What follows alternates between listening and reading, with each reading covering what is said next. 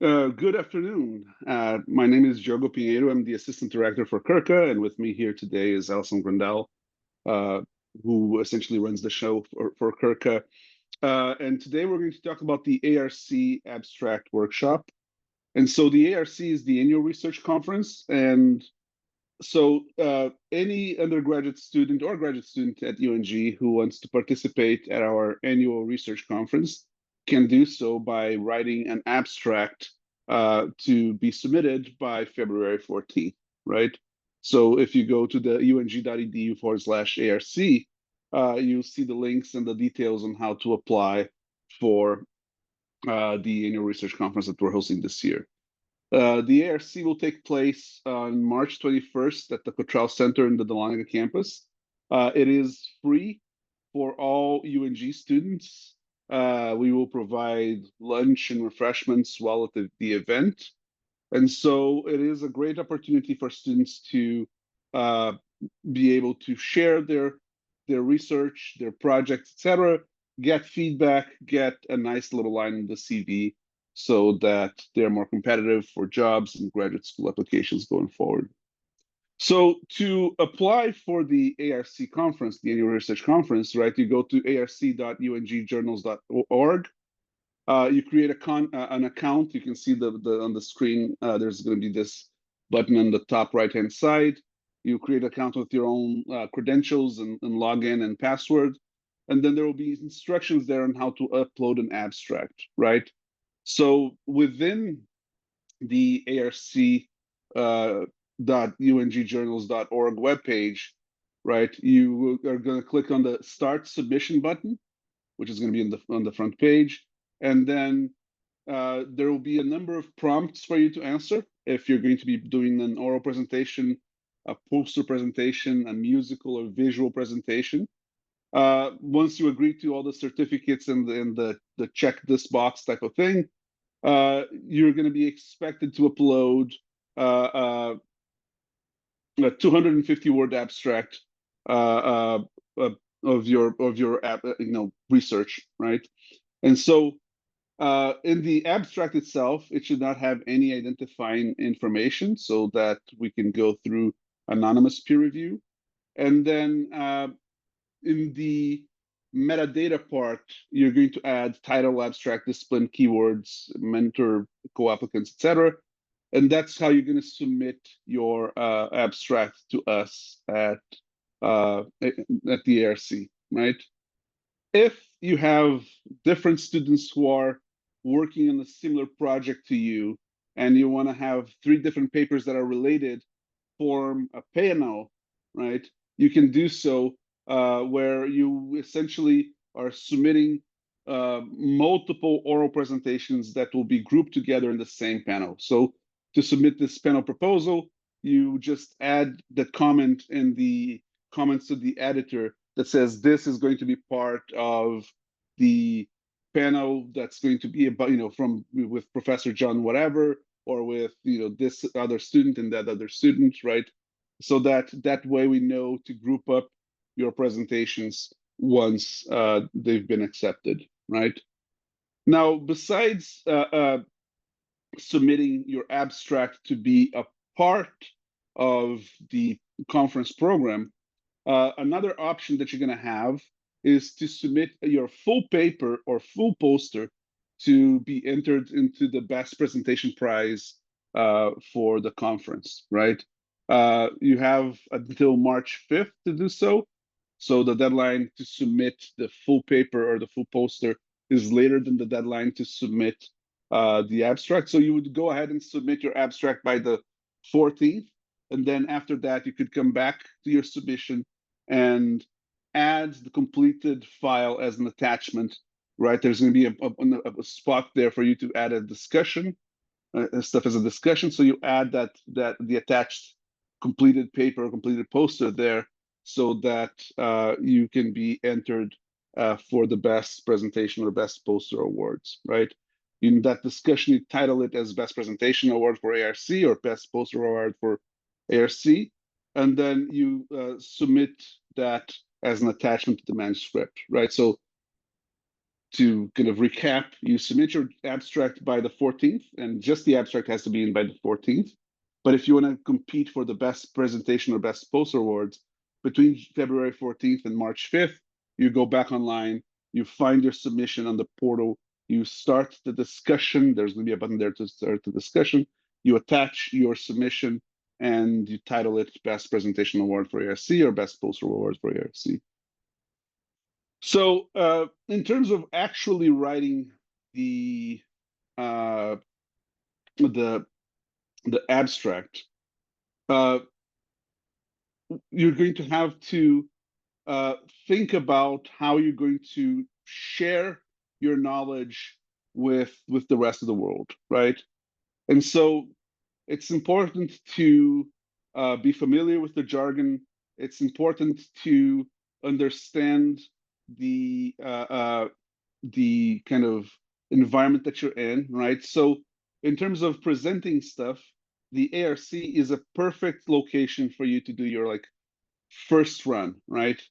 If you have never presented in the conference before, if you have never been part of either a conference or a poster session, and you want to get that experience, that ARC is going to be an ideal place for you to start, because that will make clear, what jargon you need to revise. You have to make sure it's going to help you kind of not be nervous, right? It will help you kind of get that experience in kind of a friendly setting, right? Everybody at the ARC will be from UNG, and they're going to have kind of best interests at heart. And so the ARC can help you get started in your path to becoming an effective presenter, right? So it's going to be local and familiar. It's going to be not a line on the CV that you can share with future graduate schools and employers. It will be your opportunity to hear other great stuff that you're going to be seeing from your fellow students, so that you kind of get a sense of what conferences will actually be like, right? We run the ARC as an actual conference, and so that's a great idea for you to share your work there. One thing that's important to keep in mind is that at the ARC, we also accept not just on completed research, but proposed research or ongoing research, right? So again, more reasons to submit the ARC. So the first decision that you're going to have to make when you are making the submission, when you're writing your presentation to submit to the ARC, is whether you want to do a poster session or an oral session, right? On a poster session, you're going to stand in front of the poster that you created. We will print your poster for you, right? And so there will be a poster with your research there. You stand in front of that poster and you prepare to give 3 to 5 minutes explanations to people who stop by and ask you questions about the poster, right? There's going to be more of like a back and forth as people stop by your poster, right? So it's going to be different people. They might have different questions. Those questions might be more formal or more informal, right? And it will allow you to kind of refine your elevator pitch of your research, right? It's very common in science for people to do posters, but you can do it from any discipline. And then on the oral presentation side, it's going to be a little bit more different. You're going to be part of a panel, and in those panels, you're going to give a presentation of up to 15 minutes, where you are going to maybe use PowerPoints, maybe use visual aids. You don't have to, but it's okay. But it's okay to use them. And then after those 15 minutes where you present, there's going to be a Q&A session where people can ask you questions, give you feedback, etc. Right? So it doesn't matter which discipline you're in, you can do either poster or oral presentations. We see a lot more people in science do posters than more people in the liberal arts do oral presentations. Your pick, whichever one is fine, right? And so in the abstract itself, now it's time to write the abstract itself, right? You decided you're going to do a poster session or an oral session. The abstract is going to be a summary of your project. It's going to tell us what you did, what you found, if it's a completed project, and more importantly, why is this important? Why should we care, right? You have to write your abstract thinking of your audience, right? If you're going to write an abstract for a conference that's in your field, it's okay for you to use a little bit more of jargon. If it's going to be a general conference that's going to cover all fields, you have to write it more with a general audience's mindset. And so here, you're going to have 250 words to kind of give this overview of your project, right? And if you want to see some examples, you can click here on this or enter this link here for Prezi. And so the step-by-step here is that, generally speaking, you're going to start your abstract with a big picture, right? Here's a problem. Here's a problem that is affecting all of us, right? It can be a scientific problem, right? Oh, we're trying to understand this, but we don't quite understand this. Or it can be a real world problem. Oh, we're trying to solve this issue, but we haven't yet, right? And so there is a big problem. So if it's a scientific problem, it's a gap in the literature. If it's a real world problem, it might be a gap in how policies are made. And so you're going to say, there's this big problem. Here's how we can solve this big problem. Here's my research attempting to solve this big problem. I did this. I used these methods. And then here's what I found, right? If it's, of course, proposed research, here's what I hope to find. But that's the idea, right? You start out with a big picture statement of what the problem is, what your research question is. You say a little bit about why it's relevant. You say how you're trying to deal with it by discussing your methods and what you hope to find, or what you have found, depending on what step you're in, right? And so the way that we are going to look at your abstracts is going to be based on the rubric that we have on the screen right now, where we want to see certain things in your abstract, right? We want to see that it's well written overall, right?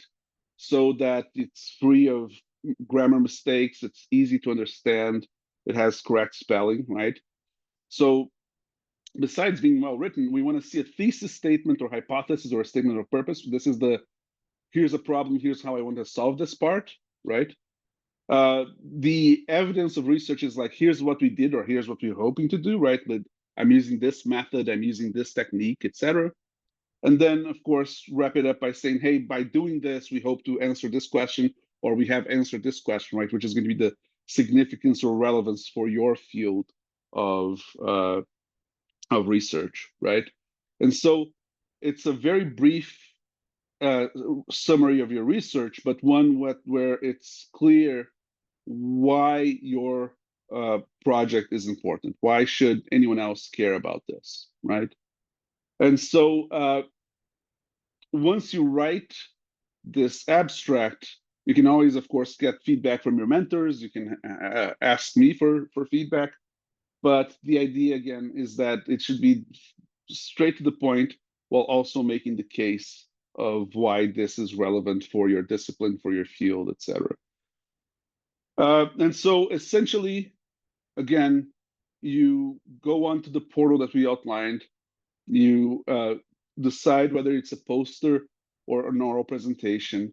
You kind of fill in the details. You submit your abstract, and your abstract is going to be of that format that we mentioned, where you state why it's relevant and what you did and what you found or hope to find and why that's important, right? So it's straight to the point. It's relatively brief. And then we will send off your abstracts for review with the idea that we are going to give you feedback so that going forward, you can do an even better job. If this is all too much information, and if you have more questions or you need more details, you can always reach out to us. The email is curca@ung.edu. You can email me directly, or you can reach out to anyone in our office, right? And so we hope to see you at the annual research conference, and let us know if you have any questions.